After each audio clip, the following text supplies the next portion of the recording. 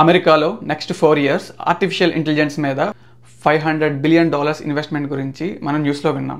అసలు artificial intelligence అంటే ఏమిటి? ఇది నిజంగానే ఇప్పుడున్న సాఫ్ట్వేర్ జాబ్స్ని తీసేసుకుంటుందా? అది ఎలాగ జాబ్ మార్కెట్ని ఇంపాక్ట్ చేస్తుందో ఈ వీడియోలో చూద్దాం. హలో యూట్యూబ్, అందరూ ఎలా ఉన్నారు? నా పేరు Shiva and welcome to my channel Shiva free spirit. ఎందుకో తెలియదండి, January 20th తర్వాత నుంచి నా వీడియోస్కి ఎక్కువ రీచ్ రావట్లేదు. సో మీరు కనుక ఈ వీడియోని చూస్తున్నట్లయితే లైక్ ఇవ్వండి. దాని ద్వారా యూట్యూబ్ అల్గారిథం చాలామందికి ఈ వీడియోని రీచ్ అయ్యేలా చేస్తుంది. ఈ వీడియోలో ఆర్టిఫిషియల్ ఇంటెలిజెన్స్ గురించి మాట్లాడేదంతా నా పర్సనల్ ఒపీనియన్ అండి. ఒకవేళ మీరు దీనికి విభేదించిన కామెంట్స్ రూపంలో నాకు తెలియజేయండి. ఒకవేళ నేను మాట్లాడిన దాంట్లో ఏదైనా తప్పు ఉంటే కామెంట్స్ ద్వారా నన్ను కరెక్ట్ చేయడానికి ప్రయత్నించండి. యాజ్ ఏ డెవలపర్గా ఆర్టిఫిషియల్ ఇంటెలిజెన్స్ మీద నా ఒపీనియన్ ఏంటంటే, అది కూడా ఒక ప్రోగ్రామేనండి. అట్ ది ఎండ్ ఈ ప్రోగ్రామ్ కంప్యూటర్లో రన్ అయ్యేదే. అది C++లో రాసినా, పైథాన్లో రాసినా, జావాలో రాసినా సరే, ఈ కంప్యూటర్కి మనం పవర్ సప్లై, ఎలక్ట్రిసిటీ ద్వారా మనం ప్రొవైడ్ చేయాలి. సో ఏ కంప్యూటర్ అయినా అది ఇండస్ట్రియల్ PC అవ్వచ్చు, లేదా మైక్రో కంట్రోలర్ ఎంబెడెడ్ సిస్టమ్ అవ్వచ్చు. ఇక ఆర్టిఫిషియల్ ఇంటెలిజెన్స్కి వస్తే అది కూడా ఒక సాఫ్ట్వేర్ ప్రోగ్రామేనండి. కానీ ఆ సాఫ్ట్వేర్ ప్రోగ్రామ్ మనం ఇచ్చే డేటాను బట్టి తన ఓన్గా డెసిషన్ తీసుకోగలదు అనమాట. మనం తయారు చేసే అప్లికేషన్ ఆర్ ప్రోగ్రామ్ని బట్టి అది ఏ లాంగ్వేజ్లో రాస్తే బాగుంటుంది, ఏ ప్లాట్ఫామ్ మీద రాస్తే బాగుంటుంది అన్నది డిసైడ్ చేయబడుతుంది. ఈ ఆర్టిఫిషియల్ ఇంటెలిజెన్స్ అనేది నా ఉద్దేశంలో ఒక మార్కెటింగ్ నేమ్ అండి. మనం దీని ముందు చూసుంటే హిస్టారికల్గా మనం క్లౌడ్ కంప్యూటింగ్ చూసాం, మెషిన్ లెర్నింగ్ చూసాం. సో ఇవన్నీ మార్కెటింగ్ నేమ్స్ అండి. అట్ ది ఎండ్ ఇవన్నీ ఒక డెవలపర్ తయారు చేసిన సాఫ్ట్వేర్ ప్రోగ్రామ్స్ అండ్ ఇవన్నీ ఒక కంప్యూటర్లో రన్ అవుతూ ఉంటాయి.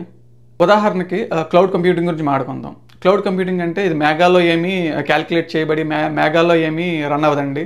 సో బేసికలీ ఎక్కడో ఒక దగ్గర కంప్యూటర్ ఉంటుంది, దానికి పవర్ సాకెట్ కనెక్ట్ చేసి 24/7 సిస్టమ్ ఆకుండా రన్ చేస్తూ ఉంటారు. దాన్నే సర్వర్ అంటారు. అది మన ఇంట్లో కాకుండా ఎక్కడో ఉండి మనకు ఇంటర్నెట్ ద్వారా యాక్సెస్ చేయగలిగితే దాన్నే క్లౌడ్ కంప్యూటింగ్ అంటారు. సో ఇదంతా మార్కెటింగ్ స్టంట్ అండి. ఎప్పుడైతే ఈ కంప్యూటర్స్ అన్నీ ఒక నెట్వర్క్లో ఇంటర్నెట్ ద్వారా కమ్యూనికేట్ చేయగలుగుతున్నాయో, ఈ విధంగా ఇదంతా ఎక్స్ప్లెయిన్ చేయకుండా సింపుల్గా దాన్ని క్లౌడ్ కంప్యూటింగ్ అని చెప్పేసి మార్కెటింగ్ నేమ్ అండి. అలాగే మెషిన్ లెర్నింగ్ కూడా అంతే. సో ఇక్కడ మెషిన్ అంటే కంప్యూటర్ అండి. సో కంప్యూటర్కి మనం నేర్పిస్తున్నాం, లెర్నింగ్ అంటే మెషిన్కి తెలియజేస్తున్నాం, అంటే డేటాను ప్రొవైడ్ చేయడం అనమాట. ఈ డేటాను ప్రొవైడ్ చేయడం ద్వారా మనం రన్ చేస్తున్న ప్రోగ్రామ్ దానికంతటా అది డెసిషన్ తీసుకోగలదు అనమాట.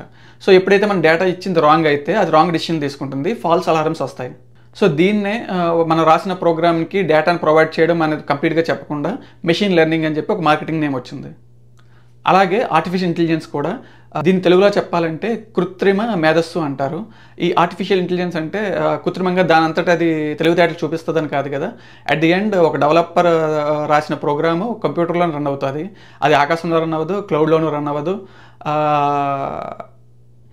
అండ్ అది తీసుకునే డెసిషన్లు కూడా దాని అంతటా తీసుకోదు. సో ఏదైనా సరే అట్ ది ఎండ్ కంప్యూటర్ అర్థం చేసుకోగలిగే భాష కానీ లాంగ్వేజ్ కానీ జీరోస్ అండ్ వన్స్. సో ఏదైనా సరే జీరోస్ అండ్ వన్స్లో మనం ప్రోగ్రామ్ ద్వారా కంప్యూటర్ చేత పని చేయించుకోవాలన్నమాట. ఇక్కడ కంప్యూటర్లో మనకి CPU అండ్ GPU అని రెండు ఉంటాయండి. ఇక్కడ CPU వచ్చి ఫాస్ట్గా చేస్తుంది అండ్ ఇంటెలిజెంట్గా చేస్తుంది. వేరాజ్ GPU వచ్చి డంబ్ వర్క్ చేస్తుంది, బట్ చేసే వర్కే చాలా ఎఫిషియెంట్గా ఫాస్ట్గా చేస్తుంది. అందుకే GPUస్ని మనం వీడియో ఎడిటింగ్లో, ఇమేజ్ ప్రాసెసింగ్లో వాడతారనమాట.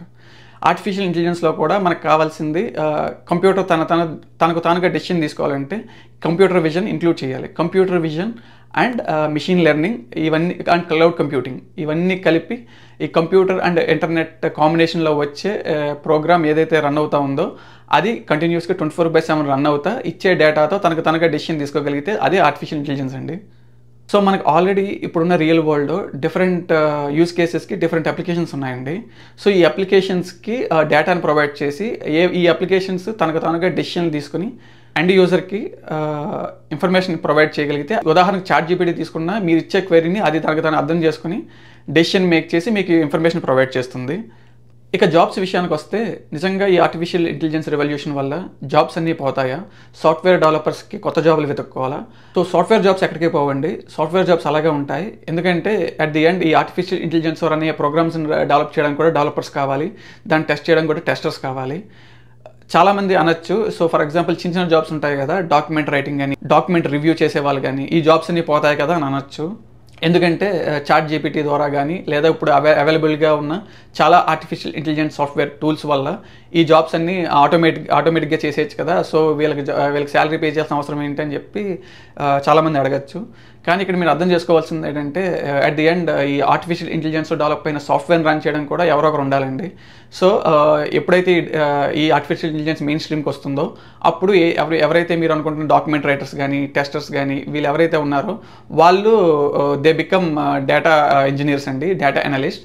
సో వాళ్ళు ఈ ఆర్టిఫిషియల్ ఇంటెలిజెన్స్ సాఫ్ట్వేర్కి డేటాను ప్రొవైడ్ చేసి దాన్ని రన్ చేసే అడ్మినిస్ట్రేటర్స్ కింద ఉంటారు. ఫర్ ఎగ్జాంపుల్ మీరు ఇప్పుడు చూస్తే SAP సాఫ్ట్వేర్ని యూజ్ చేసిన యూజర్స్ కానీ ఆర్ సేల్స్ ఫోర్స్లో ట్రైనింగ్ తీసుకున్న వాళ్ళు కానీ వాళ్ళని డెవలప్ చేయరండి. వాళ్ళు ఎగ్జిస్టింగ్ సాఫ్ట్వేర్ని రన్ చేసి యూజ్ చేయడమే వాళ్ళ జాబ్, వాళ్ళ రోల్. సో సాఫ్ట్వేర్ ఫీల్డ్లో పనిచేసే ప్రతి ఒక్కరు డెవలపర్స్ అయితే కాదండి. ఇక్కడ చాలా రోల్స్ ఉంటాయి, చాలా లెవెల్స్ ఆఫ్ జాబ్స్ ఉంటాయి. డెవలపర్స్ ఉంటారు, టెస్టర్స్ ఉంటారు, ప్రొడక్ట్ ఇంజనీర్స్ ఉంటారు, ప్రొడక్ట్ ఓనర్స్ ఉంటారు, డేటా అనలిస్టులు ఉంటారు. ఇన్ ఏ నట్షల్ చెప్పాలంటే ఆర్టిఫిషియల్ ఇంటెలిజెన్స్ వల్ల జాబ్స్ ఏమీ పోవండి, ఇంకా కొత్త జాబ్స్ క్రియేట్ అవుతాయి. ఎప్పుడైతే ఈ ట్రాన్సిషన్ మొదలవుతుందో లెగసీ సిస్టమ్స్ వర్క్ చేసే వాళ్ళు ఉంటారు, ఈ కొత్త ఆర్టిఫిషియల్ ఇంటెలిజెన్స్ టెక్నాలజీ మీద వర్క్ చేసే వాళ్ళు ఉంటారు. సో మోర్ జాబ్స్ క్రియేట్ అవుతాయి తప్ప కొత్త జాబ్స్ పోయి అన్ఎంప్లాయ్మెంట్ రేట్ అయితే పెరగదని నా ఉద్దేశం అండి. ఈ వీడియోని కనుక మీరు ఇప్పటివరకు చూసినట్లుంటే ప్లీజ్ లైక్ దిస్ వీడియో. ఎందుకంటే యూట్యూబ్ ఎందుకో January 20 తర్వాత రీచ్ ఆప్ చేసిందండి, నాకు ఛానల్కి ఏం వ్యూస్ రావట్లేదు. సో దయచేసి లైక్ చేసి కొంచెం సపోర్ట్ చేయండి. ఇప్పటివరకు వీడియో చూసినట్లయితే thank you so much for watching. వచ్చే వీడియోలో మళ్ళీ కలుద్దామండి.